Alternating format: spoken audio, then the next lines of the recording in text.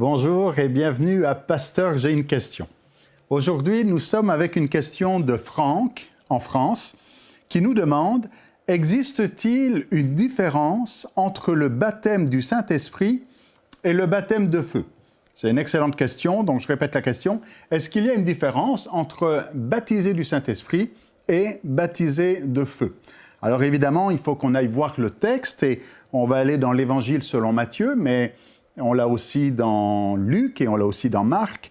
C'est la parole de Jean-Baptiste. Et voilà ce que Jean-Baptiste dit, Matthieu chapitre 3, verset 11. Il dit « Moi, je vous baptise d'eau pour vous amener à la repentance. Mais celui qui vient après moi est plus puissant que moi.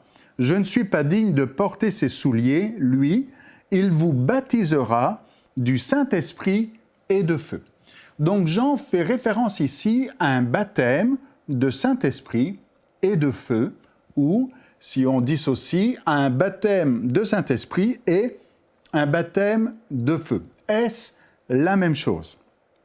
En fait, il faudrait lire le verset suivant, donc après le verset 11, où Jean-Baptiste dit « Il vous baptisera du Saint-Esprit et de feu », le verset 12 dit « Il a son vent à la main, il nettoiera son aire, et il amassera son blé dans le grenier, mais il brûlera la paille dans un feu qui ne s'éteint point. » Alors, juste la proximité de ces deux versets, le chapitre 12, c'est juste, le verset 12, c'est juste après le verset 11, où Jean-Baptiste parle d'un feu, mais cette fois-ci, d'un feu qui ne s'éteint point.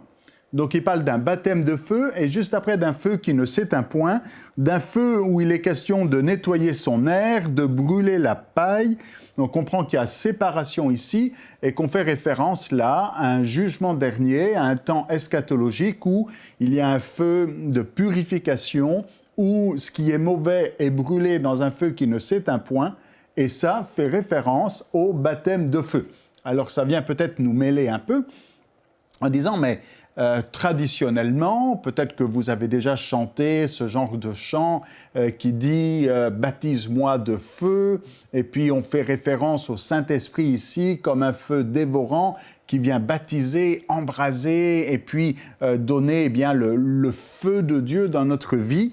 Mais techniquement parlant, si on regarde de près la déclaration de Jean, le baptême de feu ici n'est pas synonyme du baptême du Saint-Esprit, mais fait référence à un baptême eschatologique, donc de la fin des temps de feu.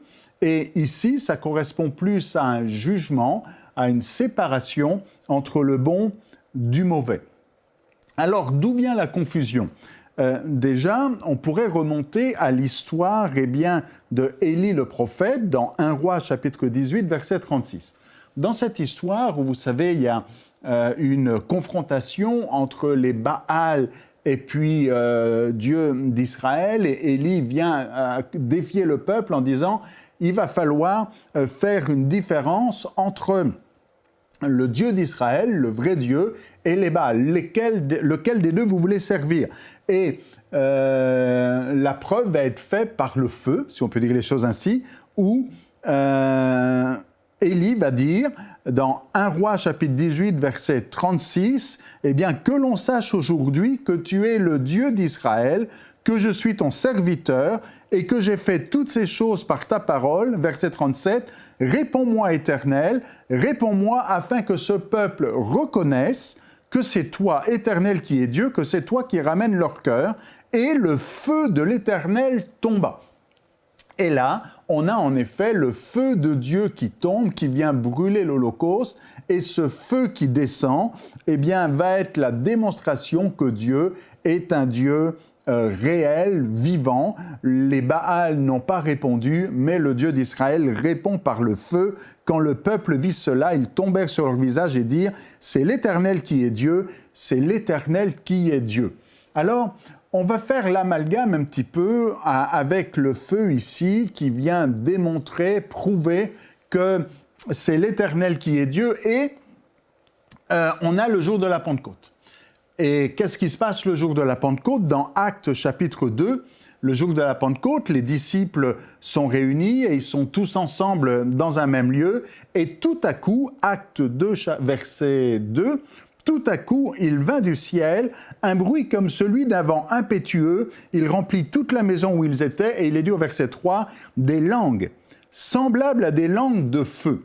Alors là, certains vont dire, bon, ben c'est clair, il est question dans cette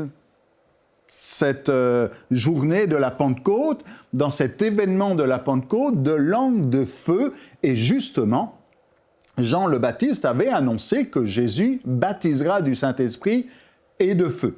D'ailleurs, cette prophétie de Jean-Baptiste est reprise par Jésus lui-même au début des Actes des Apôtres, et donc on va dire feu égale feu. Sauf que, comme je vous l'ai dit tout à l'heure en introduction, quand Jean-Baptiste annonce le baptême dans le Saint-Esprit, il est question de 1, baptême dans le Saint-Esprit, 2, baptême de feu, et ce n'est pas la même chose, parce que Jean-Baptiste fait clairement référence à un feu de purification, de jugement, de séparation. D'ailleurs, dans la pensée juive de l'époque, c'est-à-dire à l'époque du Nouveau Testament, on attend le Messie. Et le Messie, par définition, Messie en hébreu, Meshaïa, en grec, Christ, le Messie, par définition, c'est celui qui est oint, celui qui a l'esprit. On comprend cette parole de Jésus dans la synagogue de Nazareth, où il dit « L'Esprit du Seigneur est sur moi parce qu'il m'a oint ». En d'autres termes, je suis le Messie, il est celui qui a l'Esprit, il est celui qui est oint de l'Esprit, et parce qu'il est le Messie, il est aussi celui qui donne l'Esprit. Alors, Jésus est oint, celui qui a l'Esprit, celui qui donne l'Esprit, et aussi dans la vision, la pensée messianique du Nouveau Testament, le Messie est celui qui amène le jugement dernier, qui vient rétablir toutes choses, qui vient remettre les choses à leur place, corriger les choses qui ne vont pas et amener donc une restauration, une réparation. Donc le Messie vient apporter l'Esprit et apporter donc le jugement des impies et remettre les choses à la bonne place. Et c'est exactement ce que Jean proclame en disant que Jésus baptisera de Saint-Esprit.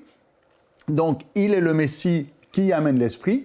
Il baptisera de feu. Il est celui qui va amener ce jugement, cette déclaration finale. Il est celui qui va venir, séparer le bon du mauvais. Sauf que dans la pensée de Jean-Baptiste, du moins, est-ce qu'il le savait, mais en tout cas, dans sa prophétie, il y a comme 2 temps, le baptême du Saint-Esprit qui a lieu le jour de la Pentecôte et quelque chose qui concerne la fin des temps, au retour de Jésus, où il y aura effectivement un jugement dernier et une séparation entre le bon du mauvais. Alors maintenant, oui, à la Pentecôte, il y a des langues de feu. Mais ce n'est pas parce qu'il y a le mot feu et le mot feu que forcément la langue de feu ici fait référence au baptême de feu. Et c'est ça un petit peu le problème, c'est que trop souvent, parce qu'on a le même mot, parce qu'on a le même nom, on dit c'est la même chose. Et alors on a feu et feu, alors on associe sans prendre en compte et sans écouter le texte. Et c'est important, avant de faire des amalgames et de faire des conclusions un peu trop rapides, de dire, voyons voir ce que Jean-Baptiste dit. Et c'est clair que la parole de Jean-Baptiste ici dit, il baptisera du Saint-Esprit et il baptisera de feu, il a son vent à la main et pour mettre la paille dans un feu qui ne s'éteint pas. Alors il ne faut pas faire d'herméneutique trop rapide ici, il ne faut pas aller trop vite dans nos conclusions. Les langues de feu font référence à l'esprit, évidemment, mais ça ne veut pas dire que feu égale feu et que le feu de la langue de feu correspond au feu du jugement dont il est question chez Jean-Baptiste. Maintenant, l'apôtre Paul fait référence à un feu aussi dans sa première épître aux Corinthiens. Première épître aux Corinthiens, chapitre 3, verset 10. Voilà ce que l'apôtre Paul dit. Il dit que selon la grâce de Dieu qui lui a été donnée, il avait posé comme un architecte le fondement, un autre a bâti dessus, et il donne cet avertissement que chacun prenne garde à la manière dont il bâtit dessus, car, dit l'apôtre Paul, personne ne peut poser un autre fondement que celui qui a été posé, savoir Jésus-Christ. Mais maintenant, il dit, si quelqu'un baptise sur ce fondement avec de l'or, de l'argent, des pierres précieuses, du bois, du foin, du chaume, l'œuvre de chacun sera manifestée, car le jour, et c'est quoi ce jour? C'est ce jour dernier, c'est le jour eschatologique, le jour de la fin des temps, car le jour la fera connaître, parce qu'elle se révélera dans le feu, et là il est question d'un feu aussi, et le feu éprouvera ce qu'est l'œuvre de chacun. Si l'œuvre bâtie par quelqu'un sur le fondement subsiste, il recevra une récompense. Donc on comprend que si c'est de l'or, de l'argent, des pierres précieuses, eh bien ça passe au travers du feu. Mais si l'œuvre de quelqu'un est consumée, il perdra sa récompense. Et là on comprend que c'est celui qui a construit avec du bois, du foin et du chaume. Mais l'apôtre Paul dit, mais il sera sauvé comme au travers du feu. Et on voit ici la référence au feu, fait référence à ce feu des derniers temps où on sépare le blé de la paille, et la paille va dans le feu, et ce qui est donc, ce qui n'est pas précieux, ce qui n'est pas à la gloire de Dieu, brûle et condamné, séparé, alors que ce qui est le fondement basé sur Christ demeure et subsiste.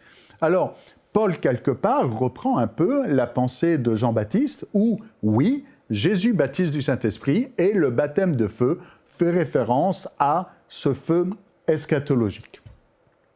Maintenant, notez bien encore que l'expression « baptiser » est propre à Jean-Baptiste. C'est Jean-Baptiste seulement qui utilise le mot « baptiser du Saint-Esprit » et « baptiser de feu ». On retrouve ça donc dans Matthieu, dans Marc, dans Luc. On retrouve ça au début des Actes, mais quand on fait référence dans les Actes au baptême du Saint-Esprit, c'est toujours en relation avec la parole de Jean-Baptiste. C'est quand Jésus rappelle la parole de Jean-Baptiste et quand Pierre, suite à ce qui s'est passé dans la maison de Corneille, va dire, souvenez-vous de ce que Jésus avait dit et de ce que, en faisant référence à la parole de Jean-Baptiste, lui, baptisera du Saint-Esprit et de feu. Alors, maintenant, est-ce à dire que, je reviens à la question, y a-t-il une différence entre baptême du Saint-Esprit et baptême de feu? Oui, il y a une différence, ce n'est pas du tout la même chose. Il y a une différence dans la bouche de Jean-Baptiste, il y a une différence dans cette proclamation prophétique, il y a une différence. Quand Jean-Baptiste fait référence au baptême de feu, il fait référence ici au feu du jugement et au feu dernier. Maintenant, aujourd'hui, a-t-on tort de parler du feu comme le Saint-Esprit là, qui vient sur nous comme un feu? Vous savez, il y a quand même plusieurs chants, il y a plusieurs choses qui parlent de feu, et c'est rentré quelque part un petit peu dans le langage de l'Église d'aujourd'hui. On va parler d'un feu... d'un feu dévorant qui va faire référence au buisson ardent, où Dieu se révèle à Moïse au travers d'un buisson ardent. Et puis on a dans les psaumes cette référence où il dit que Dieu est comme un feu dévorant. Et puis on aspire à ce feu en référence aux langues de feu de la Pentecôte. Mais c'est là où on peut dire des vérités, mais il faut faire attention au vocabulaire que l'on utilise. Si on prend la parole de Jean-Baptiste qui dit « Lui vous baptisera du Saint-Esprit et de feu », là, c'est clair que ce n'est pas la même chose. Le baptême dans le Saint-Esprit n'est pas le baptême de feu dans la bouche de Jean-Baptiste. Et quand il annonce ces choses, quand il prophétise le baptême dans le Saint-Esprit, il prophétise aussi un baptême de feu, c'est-à-dire Jésus revient, et il reviendra pour un jugement dernier où il y aura une séparation entre le blé et la paille.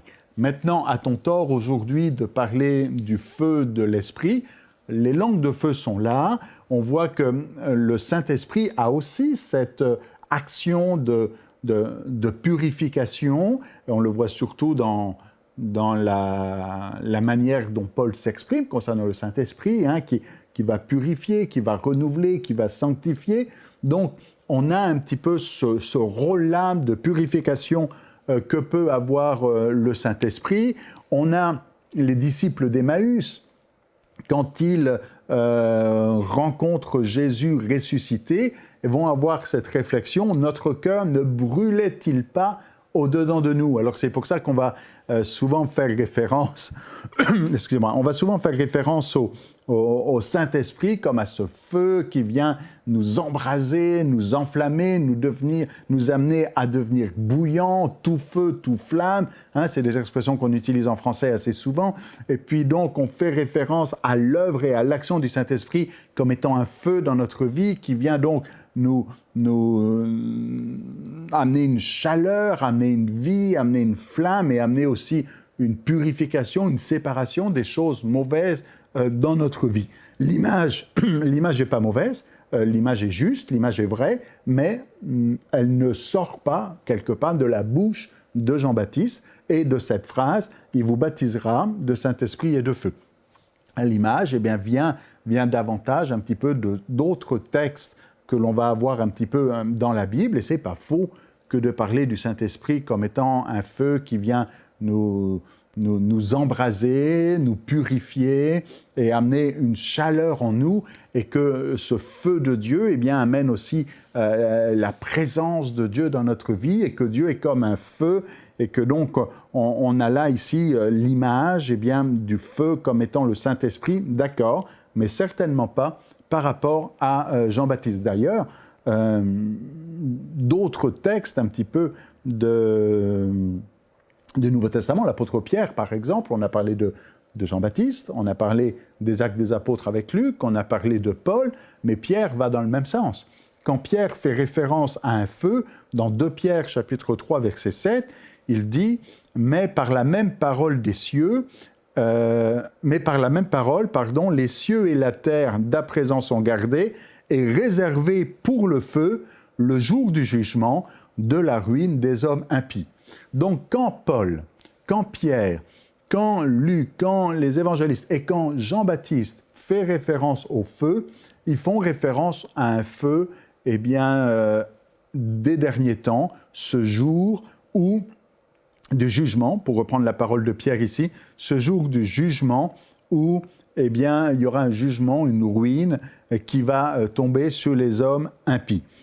Dans le prophète Ésaïe avait déjà annoncé ces choses à l'avance, et donc pourquoi est-ce que je reviens à l'Ancien Testament ? Bien pour dire que si Jean-Baptiste, si Paul, si Pierre comprennent le feu comme ça, comme étant le feu d'un jugement, c'est parce que c'est ce qu'avaient annoncé les prophètes de l'Ancien Testament, et particulièrement Ésaïe.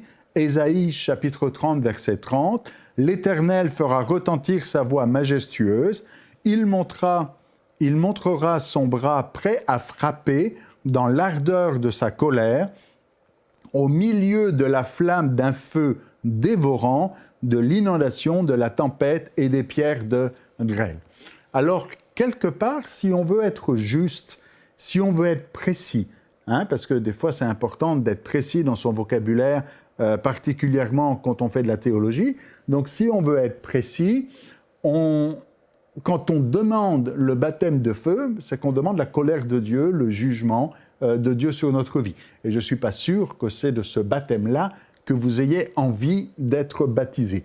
Le baptême du Saint-Esprit et le baptême de feu ne sont pas la même chose dans la bouche de Jean-Baptiste. Maintenant qu'on aspire à la puissance du Saint-Esprit, qu'on aspire à ces flammes de feu, qu'on aspire à un esprit qui vient réchauffer, enflammer, nous rendre bouillants et venir nous sanctifier, nous séparer le mal du bon, oui, là c'est correct, mais dans ce cas-là, il ne faudrait pas utiliser le mot baptême de feu. Donc, si je pense à ce vieux chant, à ce très vieux chant qu'on retrouve dans les ailes de la foi, qui dit « Viens nous baptiser de feu », bon, c'est une mauvaise interprétation de la parole de Jean-Baptiste. Maintenant, comprenez que des fois, on peut avoir un mauvais langage, on peut avoir le mauvais mot dans la bouche, mais avoir un cœur sincère et vrai. Et même si on prie pour avoir le baptême de feu, et si durant ces derniers mois, ces dernières années, vous avez prié pour un baptême de feu, puis vous dites aujourd'hui, « Ah, mais quel malheur, j'ai prié pour la colère de Dieu dans ma vie, j'ai prié pour le jugement de Dieu dans ma vie, je suis fini, je suis perdu, maintenant je vais recevoir ça. » Non, attendez.